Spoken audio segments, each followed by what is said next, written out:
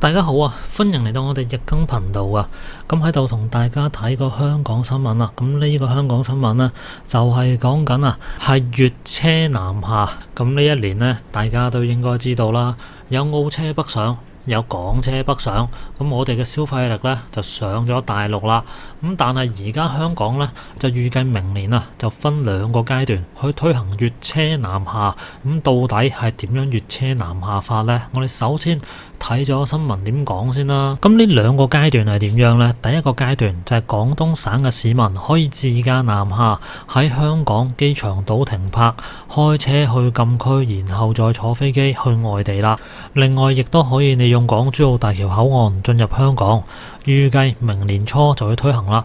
第二個階段呢，就會係類似而家港車北上嘅做法啦。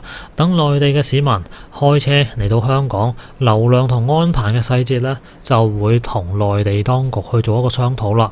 而根據大陸政府方面所講啊，機管局而家喺大橋香港口岸人工島發展兩個自動化嘅停車場嘅，就俾廣東南下同澳門經大橋嚟香港自駕嘅旅客使用。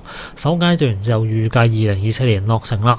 香港政府亦都係同大陸積極探討實際方案，同埋會考慮更多細節，譬如配額啊、範圍啊，亦都會顧及香港地區同埋道路嘅承載力啊。咁但係其實香港個地方呢，又唔算得上好大啦，道路都已經叫窄㗎啦，咁啊當然澳門更加窄啦，所以佢呢個粵車南下呢，就要睇每日開放幾多額、幾多周邊城市。咁如果成個廣東省啲車湧入去香港嘅話呢，就未見其利先見其害喎。而呢一個粵車南下，我自己估計呢，就係香港想用嚟救經濟嘅其中一個手段啊。點樣救經濟法啊？好簡單啦，因為而家香港其實上大陸嗰個人數呢，係遠超過旅客去香港嘅人數啊，即係話而家香港本土嘅消費力係流咗出去大陸，咁大陸嘅消費力好難去普及全香港啦。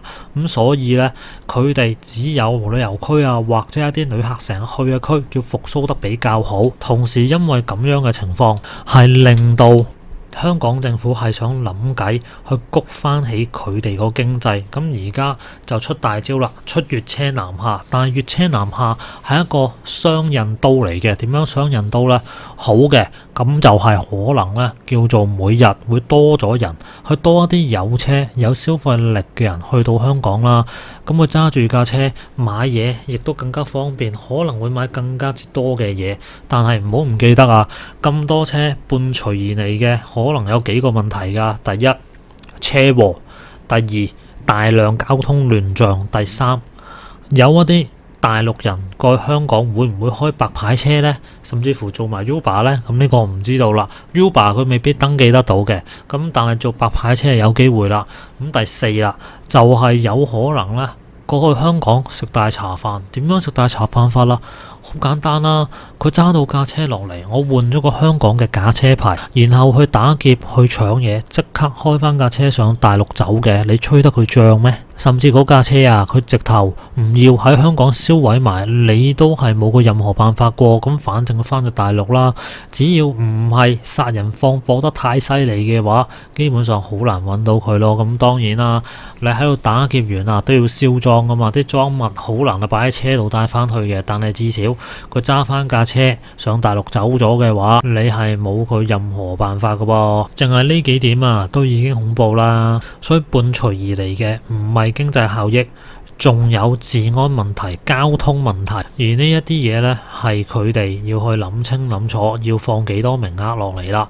因為我哋可能普通人啦，諗嘅就係經濟問題啊，但係你亦都唔好忘記係有唔少壞人嘅。呢啲壞人就會去靠呢啲政策去揾食啦。你唔好講話我危言聳聽啊，就算唔講呢一個粵車南下，就單單係香港同大陸通關之後，你睇下多咗幾多丐幫，多咗幾多街頭藝術表演者，大陸嘅街頭藝術表演者去香港度揾食，佢踎喺地下擺個兜喺度，攞支笛攞支簫喺度吹兩吹就可以賺到錢啦。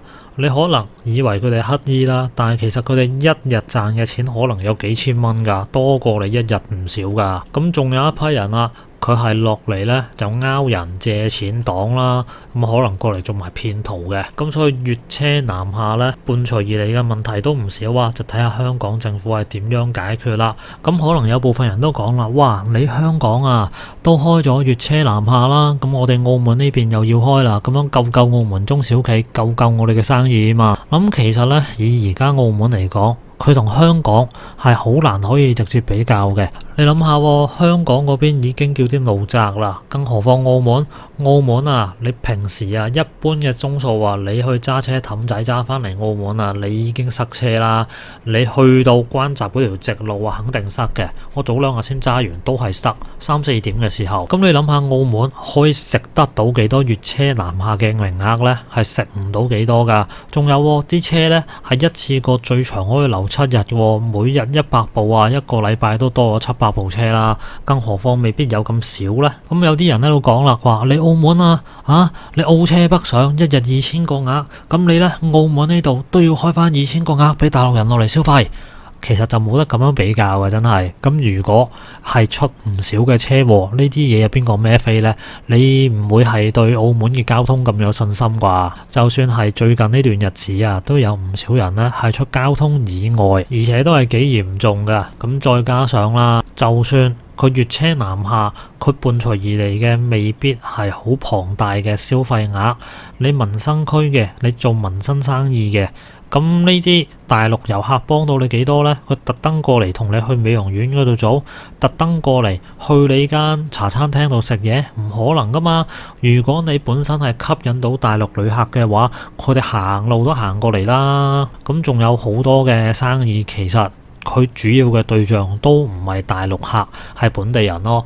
反而應該咧係要諗諗計，睇下有冇辦法開到本地人嘅單，呢個先係長久之策啊！如果係想靠粵車南下去到澳門嘅話，好難可以做得到。淨係交通呢一樣嘢已經唔係澳門可以解決得到嘅問題嚟㗎啦。咁仲有人會嚟澳門揸白牌車，有人會嚟澳門做黑工做送貨呢。呢啲嘢你又點解決啊？而家澳門啊，由於可以換車牌啊，有啲嘅大陸勞工啊已經係偷雞喺度做過界勞工，揸車送貨啦。就早排先有一單啫嘛，有個勞工就揸住架小貨車，咁佢話佢自己唔係送貨，警方話喺佢身上邊攞唔到單，但係佢炒車嘅時候呢，後邊係晒桶嚟嘅。咁你覺得啦，呢個勞工啊會唔會咁得意揸架貨車去遊車河呢？我打死都唔信嘅。咁當然啦，佢話係啊係啦，佢話佢冇做就冇做啦吓。嗱，呢個呢就係今日同大家所睇嘅嘢啦。大家覺得